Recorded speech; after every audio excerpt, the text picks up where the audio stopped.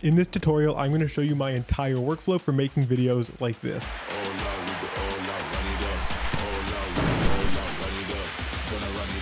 I'm going to show you everything from pre-production to production to post-production so that you can make videos similar to that using my workflow applied to your work.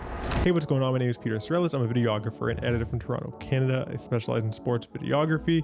And I think the first thing that I want to talk about when making a video is pre-production. So when I was planning this video, I first started by looking at inspiration from different videos out there. I have a folder on Instagram where I just save any video that either has good editing or is in the sports related space. So I looked at some inspiration, brainstormed ideas with some of my colleagues and on my own, and just came up with some shots that I think would be cool for creating a really fast-paced 45 seconds of adrenaline on your Instagram feed. And so I started by doing a shot list in Excel like this, where I stated the time codes, the framing, whether a shot was going to be a close-up, a medium shot, or a wide shot, the lenses that I was going to use, and you can see that I chose to shoot everything here pretty wide. We're shooting for the most part with 20mm and 35mm lenses. I said the rig that I was going to use. I said that I was going to use a dolly for a couple of things, and I wrote here that I was going to use a gimbal for a couple of things, but I actually ended up just shooting this entire video handheld. It created a more immersive feel. It made you feel like you're in there moving with the players and not just watching the video as a third-party bystander. So I really like that handheld look. And then I wrote the frames per second that I wanted every shot to be. And so I mostly filmed everything in 120 frames per second using S&Q mode on my Sony cameras. And then I did some stuff in 24 frames per second with a slow shutter, and that's what the SS stands for. Then here I write the actual visual of what I'm showing, and then I made edit notes. So how I'm going to stitch one frame to the next, and if there's any effects or overlays or things of that nature that I want to use in that specific sequence. I'm not going to go through this in a ton of detail right now because we are going to go through the entire video, and I'm going to match up the video with this shot list and talk about where things stayed the same and how things differed as I went through the edit. But we're going to go through it roughly. So I wanted to start with some close-up shots of details. So I have players putting on gear while lights are flashing, and I put some examples of things I wanted to get. And then when I have a player turn their head straight on, then I was going to make an introduction to like the players actually doing their moves. And the first move I wanted to get was a running back juking at the camera and then interacting with the camera by giving a stiff arm to my lens. Then we want to do some slow shutter stuff as we build to the drop, which is going to be around this area. And the slow shutter stuff, I wanted to throw in a couple of shots with a slow shutter every 5 to 10 seconds throughout this 40 to 45 second video, just to keep the audience engaged. This shot, it's the hammer POV shot, the face looking up, and the match cuts. There's essentially a player in the CFL who is jacked with really long bleached blonde hair, and he's kind of taken on this Thor, like the Marvel character Thor persona, and he has the hammer and everything. And I didn't know if he was going to bring his hammer to this shoot, and I didn't know if we would want to use it. But if I had the opportunity, I knew that I was going to cut a quick sequence utilizing that hammer and like playing on that persona. So I just wrote in, if the opportunity presents itself, film a quick action sequence with this. And then this shot here, I wanted to do static and essentially just capture an identical shot of every player looking at the camera and then match cut them all. Right when the music dropped, I want to do this cool shot that I saw in an NFL video where they put a football on a power drill and then filmed it from the perspective of the football as the receivers caught it. I think that's really cool, and I haven't seen it done that often. I just saw it the one time, and I don't think it's like a widespread thing. So I wanted to make sure that we did something like that because that's the type of shot that really catches people's attention. And then I wanted to show off player skills. So I wanted to film an action sequence of a running back juking different light beams. We had a production company here in Ontario called Media That Matters come in and build a very cool set for us to capture a ton of different footage on. And this kickoff video that I'm working on, and part of this set that they had built was individual light beams that could shoot down like skinny spotlights. So I wanted the running backs to juke around those skinny spotlights as if they were defenders, and interact with the camera, and I was going to get different angles of it. And I initially planned to do this with a gimbal, but like I said, I kind of just opted to do everything handheld because of that more like immersive feel that you get. Then I wanted a quarterback or some sort of person who handles the ball. Didn't necessarily need to be a quarterback, since I don't think we had enough quarterbacks come out to the shoot. Spin a football up in the air. I was going to follow the ball handheld, and then I was going to wipe it down, and a different player would catch the ball than the one who threw it. Then I wanted the quarterback to drop back and make a pass and then throw the ball to a receiver, and I would do a whip pan transition to have the receiver catch the ball. So the quarterback throws to that side of the screen, I whip, the receiver runs in, and the next shot is me following the receiver like this, and he catches it. But it's a quarterback on one team passing to a wide receiver on a different team. Then I just wanted some miscellaneous power poses, cool like shots of the guys doing their signature celebrations, dancing, doing things that they want to do. So this comes down to like knowing player personalities and making sure that the vibe on set is good. Like I wanted to create that type of environment for the players on set so that when I needed to use these like power poses, they were giving me stuff that was like authentic to them and showcase their personality. And then I figured for the last shot, we could either just do like a fixed shot of a player out of focus, or we could have a player walk off frame and give a peace sign. I think I ended up going with just like a close-up shot of a football with a really blurry background or something. But that was the gist of it. And this is kind of the video that I set out to shoot. It varied a little, and I'm going to show you the final edit, and we're going to talk about the whole production process of this. Production. We ended up shooting this video over the course of 3 days. So the first day that we filmed was just with stand-ins, which are essentially actors who look like football players and wear our team's football jerseys, and we can have them do whatever we want. This is really good for like getting close-ups, like as we go through the video, like something like this, where the person wearing the helmet here doesn't matter at all, and we don't want to waste the time of top talent, but we need these types of shots for the video. You want to get this stuff with a stand-in, and we had a full day to shoot with the stand-ins wearing all the different uniforms. Someone squeezing their gloves with the company CFL logo on it. That is a shot that I got with a stand-in. This shot is with a stand-in. Like anyone can spin this ball and just sit there. It's really good to just have actors come in and do this stuff sometimes because we can tell them what to do and they can do it well. Whereas it's important to have the players in because of their personalities. We're showing off their likeness and they're like the superstars on the field that everyone shows up and cheers for. But they're not necessarily actors who are going to give me exactly what I need from a camera perspective. So bringing in an actor to give me a couple specific shots where the likeness of the player isn't really relevant was very helpful. The next 2 days of filming was focused on specifically working with players from all the teams in the league. So we had 18 to 20 players, I believe it was. And this was a set that multiple people were working on, and we were doing capture for multiple different things. So I had about 5 to 10 minutes to work with each player and run through my entire shot list. So I actually had a camera assistant named Connor, whose Instagram is going to be right down here, who helped me out with a lot of this, because while I was focusing on the composition of the shots and directing the talent, he was able to help me switch cameras between my different rigs, whether it was the 20 mil or the 35 mil or the rig that had the football attached to it with the power drill. And he also told me what shots were on the shot list for the player who I was working with. When I assembled the shot list, not only did I make this shot list where I showed everything that I wanted in my edit, but I also assembled the specific shots that I needed to get per position. So I have one specific shot list here, everything I want for quarterbacks with framing, lens, rig, frames per second, the actual visual, and whether I want the player's helmet on or off. And then I have the same thing for running backs right here, and wide receivers, and defensive backs and linebackers. And I don't know how I would have been able to pull this off with a short window of 5 to 10 minutes per player if I didn't have a camera assistant, honestly, because thinking about composition and settings and directing talent and what shots are on the shot list and what camera rig I'm using while trying to like maintain a coherent conversation with an athlete who's right in front of me and needs direction so that they know what they're supposed to do is just too much for any human to process all at the same time, in my opinion, which is why having a crew and people you can depend on is so important. Now, I filmed this mostly on the Sony FX3 with the 20mm f1.8 lens. I also used the Tamron 35 to 150 millimeter lens, which I switched on and off the FX3, and I'm pretty sure I got a couple shots with that lens on the FX30, but I pretty much only used it at 35 mil, essentially as a 35 mil f2 prime for this shoot.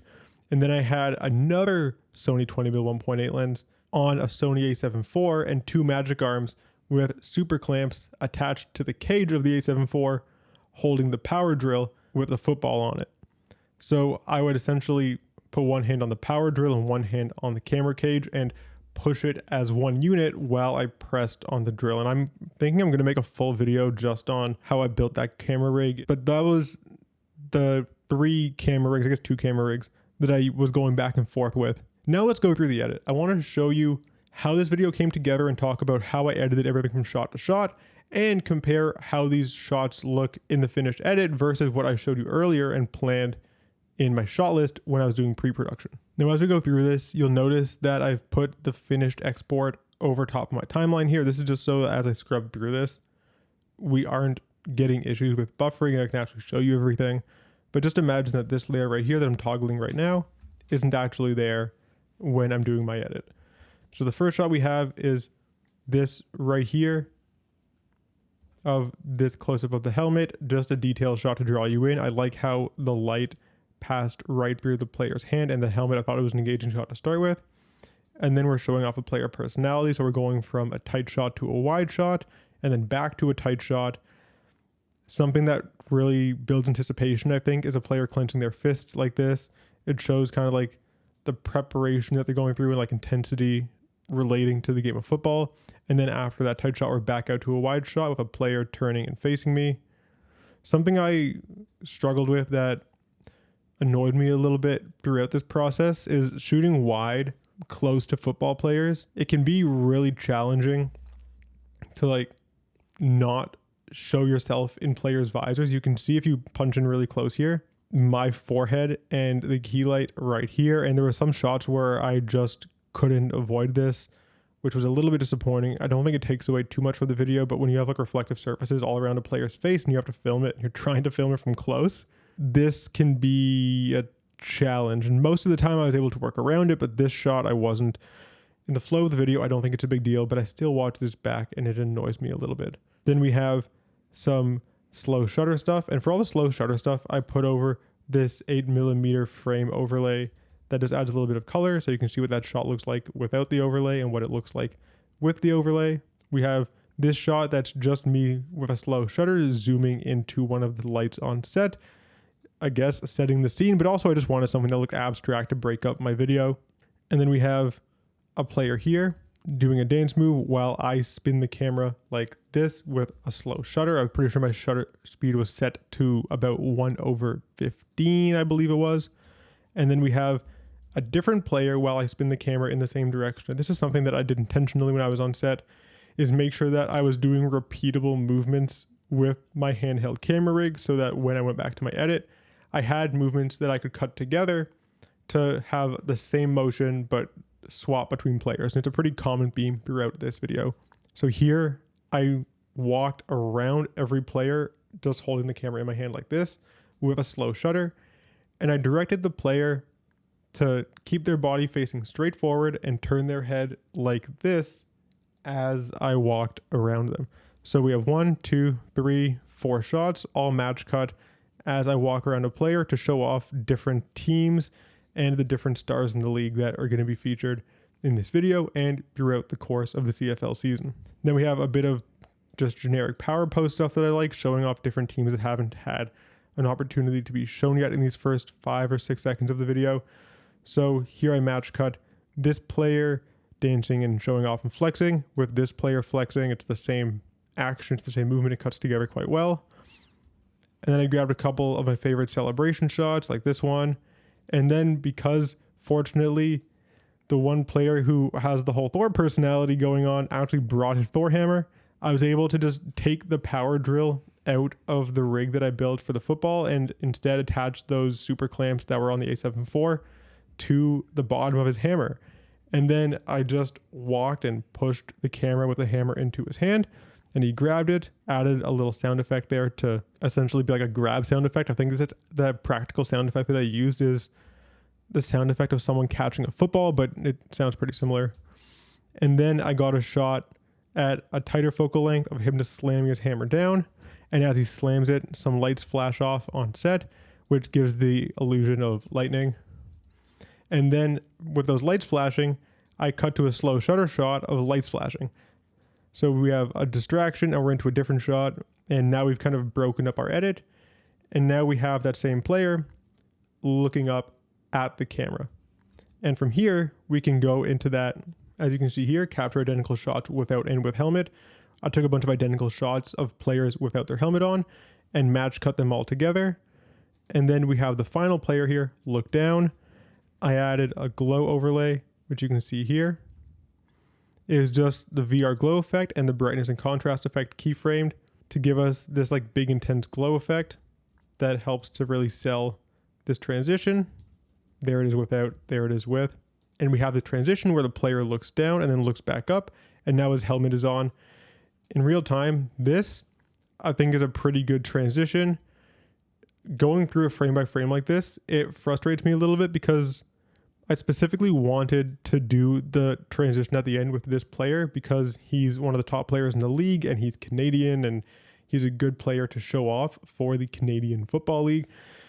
But my focus is set a little bit too shallow. You can see I'm focusing more on his face mask rather than his actual eyes. And when I'm breaking a shot down frame by frame like this, it just annoys me a little bit. And then right when we have the beat drop, we go into wide receiver catching ball on drill. I said that was going to start around the 12-second mark. It's actually starting at the 14-second mark in the video. So we're a little bit behind schedule here, but the edit still seems to be going pretty well. And this is what the drill shot looked like. So you can see the ball in the foreground. And I tried my best to make it so that the ball would match cut. So from one frame to the next, the ball is in the exact same position. And it makes it flow really well like this. So you have the color changing. I did this with a team that had red as their primary color, then a team that has blue as their primary color, and then a team that has green as their primary color, with the intention of keeping the ball in a similar position the entire time. And then we go back to a different blue, and the ball goes into the hands of a receiver, and then I cut to a wide shot of that same receiver who just caught the ball, which gives me a good action sequence that looks like this. I had multiple receivers, as you can see, come right at me and juke the camera. And as this receiver goes past me, I use his leg passing across the camera as a mask transition. You can see the mask that I drew right here. And that mask leads me into the running back sequence, which is what we have next. We have the running back juking one light beam, doing a spin. We have a couple different angles from his head to mid chest, from the shoulder. Maybe I want to get one of his feet. And so we're going to use multiple running backs to show the series of actions. So we have one running back here doing a move. And then we actually had a natural light that slipped into one of these shots and like went right into the camera lens. So I decided to play into that by actually adding additive dissolves between some of the clips to use white flashes between all of them. So we have that sequence of events where we go from a front angle with face to a side angle, full body, to just feet with regular shutter.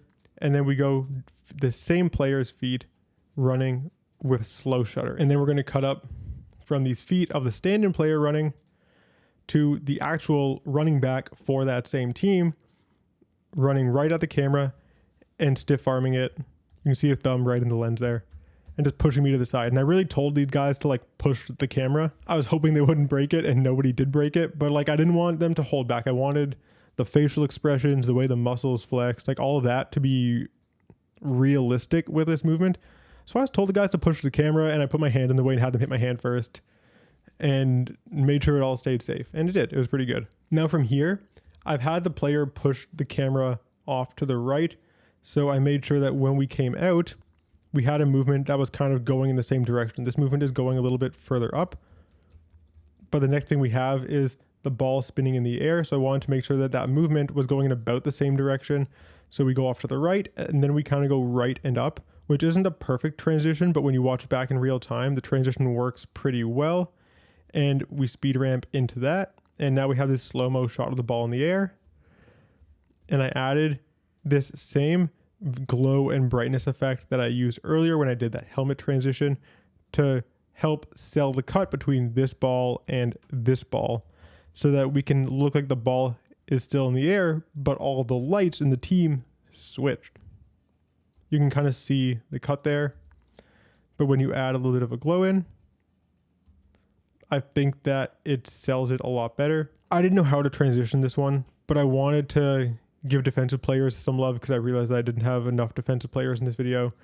So I threw in a shot of a DB backpedaling and turning, and then another DB running right at the camera like they were going to tackle me and covering it by getting close enough that their body was covering the lens, which was perfect to transition into this part. This is literally just like the basic YouTuber from like 2016 doing a travel vlog transition, where you put your hand up to the lens and cover it, and then you take it off and you're somewhere else. This player runs up to the lens and covers it, then when the quarterback takes the ball off the lens and we're somewhere else. And now we're watching this quarterback drop back and throw, and again I wanted to on the beat break this up. So I had a tight shot and a wide shot of the same action, and we go wide, tight, wide, throw, and we do our whip hand transition to this wide receiver catching the ball. So whip, and the wide receiver is coming towards the ball as he would in real life if he were catching a ball. He catches it. I have him make a cut on our turf set and start running back in the same way the ball was thrown. And then I have another player who's also moving in that same direction get cut in, so I can switch players again and showcase another personality and keep this video moving with another good match cut. And this player puts his hand up, and I cut to a shot of hands going up and catching the ball nice and close. I really like when I'm about to transition from scenes, if I can, to cut from a wide shot to a tight shot and then back out to a different wide shot. I'm not saying that cutting from this wide shot here and having the player catch the ball in this frame and then cutting to this slow shutter shot would have been bad, but I find that to keep videos more engaging and make them flow a little bit more smooth, especially these montage edits, you want to cut from like a wide shot into a tight shot, back out to a different wide shot, and then into a different tight shot, and show more details rather than just film everything from the same perspective the entire video, which can get quite boring. So we go wide shot, tight shot, and then we're going to cut back out to a different scene where we now have players like so this is the misc power poses slow shutter. This is it. I just had guys dance to whatever music they like, and we took it, and I fortunately got two players to do a similar action with their hands. You can see we have hands sweeping down as I tilt the camera to my right clockwise, and then we have hands sweeping down as I tilt the camera clockwise. So this actually cuts really well together. And then I cut from this player dancing with a slow shutter effect to him dancing in 120 frames per second, sped up to real time. And then we're doing other miscellaneous power poses, as it says here, some Dutch angle stuff, just like general shots that I liked. So I really liked this shot right here. I had the player look at me from this position. I locked my focus, and then I had him turn his head and step out of frame. And then again, step in like he was about to get ready to run, turn towards me like he's checking if he's on side or not. And then he basically came right into focus for me, and it created a really interesting look. So I really liked this shot and wanted to throw it in here. And then I cut to, this is actually a stand-in, but it's his team and a slow shutter shot of lights just going crazy around this player in a pose. This shot, I wanted to get right in the linebacker's face and like show off what defense does. There wasn't a lot of defense featured in this video.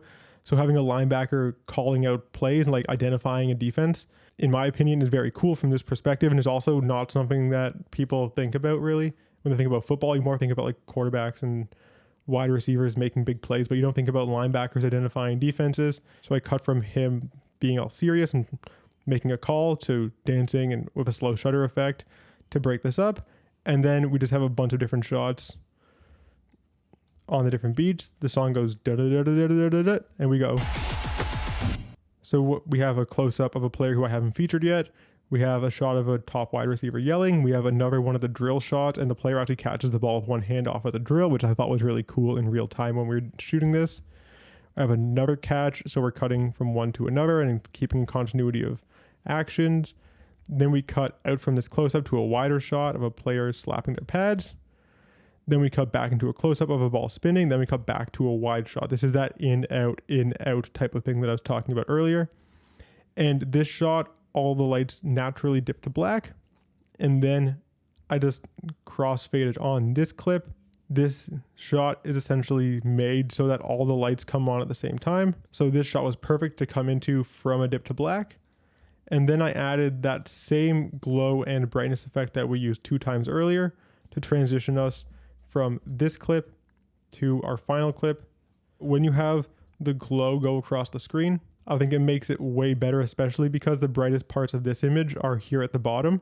So the glow will be stronger on the bottom right corner of this first shot, and the brightest parts of this second image are in the top left. So it kind of looks like the glow moves from the bottom right to the top left and sweeps across the screen, which I think is really nice. And then this final shot is just a close-up of a football with the CFL logo, and I made it blurry in the background and used our film overlay again. And it has a call to action about when the season starts, and this video was posted on the first day of the CFL season, so it starts tonight as of when this video was posted, which I think is a week prior to this recording, maybe a week and a half prior to this recording is when this video was actually posted online. But yeah, that's my full process of pre-production and how I planned all the shots for this video, to the actual production and being on set with players, and how I went about navigating all of that in a tight time frame, to post-production and my logic for stitching shots together, and then how the shots actually ended up looking and how the edit transpired versus how I planned it on paper. It was pretty similar, but I definitely improvised in a couple places, and I had to make some amendments to my initial paper edit to make sure that I featured all of the players and all of the teams evenly throughout this video, which when you're working for a league is of the utmost importance. If you have any questions about this video, about my process and all of this, or just want to like chat or whatever, drop it down in the comment section. I'd love to chat with you down there. And if you like this video, please subscribe to my channel, because I post videography and video editing tips and tutorial videos similar to this on a regular basis, and I would love to have you around for that. Anyways, that's going to be all for this one. So until next time, peace.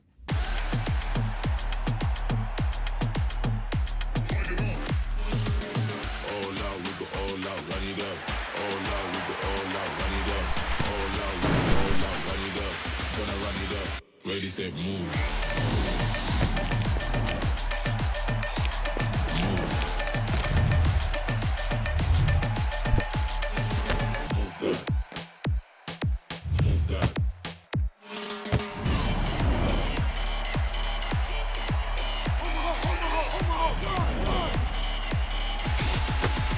Ready, set, move.